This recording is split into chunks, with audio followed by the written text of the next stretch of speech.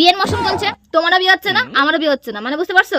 বিষয়টা হচ্ছে অনেক গভীরে, যেটা পর্যবেক্ষণ করতে হবে, যেটা অ্যানালিসিস করতে হবে দুজনে মিলে। ব্যাপারটা হলো কি, আমাদের দুজনের বিয়ে হবে না, না তোমার সঙ্গে আমার বিয়ে হবে, না আমার সঙ্গে তোমার বিয়ে হবে, বুঝছো? ব্যাপারটা হচ্ছে কি, আমরা তো ঝুড়িতে থাকা পচা আলুর মতো, মানে আমরা হচ্ছে সব মাল মশলা সবাই বের করে নিয়েছি, চলে গেছে। এখন আমরা দুজনেই শুটকি মাছের মতো পড়ে রয়েছি, আমাদের দ্বারা আর কিচ্ছু হবে না।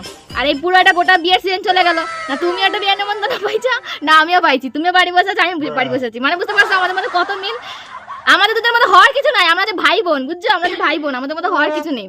মানে এখন আমাদের জোন চলছে, আমরা বিয়ে করলে তারপর আমাদের পাড়ায় সবাই বিয়ে খেতে পারবে না। আমার পাড়ায় যে কজন আমরা বাকি আছি না, আমরা তো সবার মোহমায়া উঠে গেছে বিয়ের ওপর থেকে। সবার আমাদের থেকে বয়সে ছোট ছোট বাচ্চা মেয়ে ছেলেদের বিয়ে হয়ে গেছে, আমাদের বিয়ে হচ্ছে না, কারণ আমরা আর কেউ বিয়ে করবো না। আমরা জানি বিয়ের পরে খালি গন্ডগোল হয়, ভাই আমরা বিয়ে করবো না।